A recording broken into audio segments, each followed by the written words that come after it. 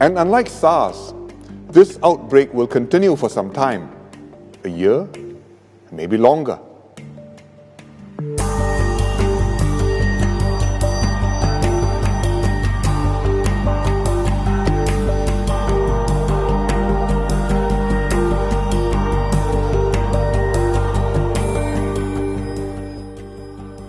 My fellow Singaporeans, good evening.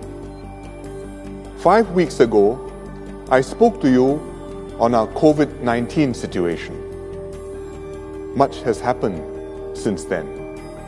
So it's timely to update you again and share with you what we can expect down the road. We expect more imported cases and therefore new clusters and new waves of infection, this time coming from many countries rather than one or two. We have already imposed some travel restrictions, for example, from China, Iran, South Korea, Italy. We will have to tighten up further, temporarily, though we cannot completely shut ourselves off from the world. We need to plan for a possible spike in COVID-19 cases. With very large numbers, if it happens, we will not be able to hospitalize and isolate every case like we do now. But we now know that the majority of patients, in fact about 80% of them, only experience mild symptoms. And the ones who are most at risk are the elderly and those with pre-existing conditions like high blood pressure or lung problems.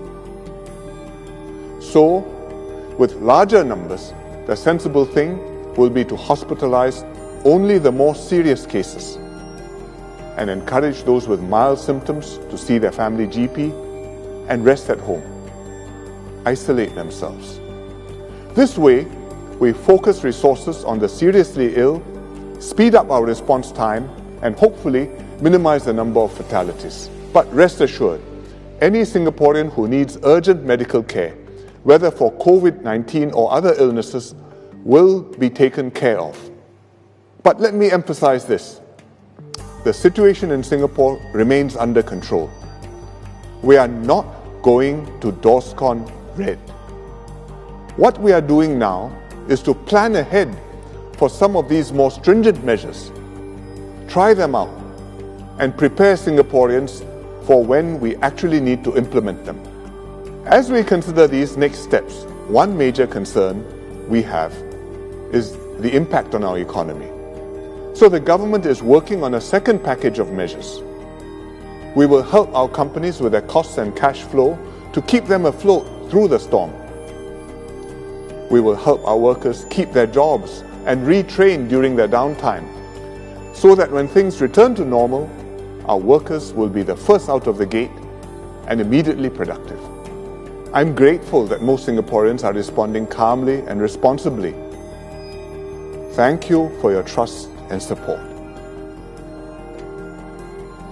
What makes Singapore different from other countries is that we have confidence in each other, we feel that we are all in this together, and we don't leave anyone behind. We will remain in this high-risk state, nevertheless, for some time to come.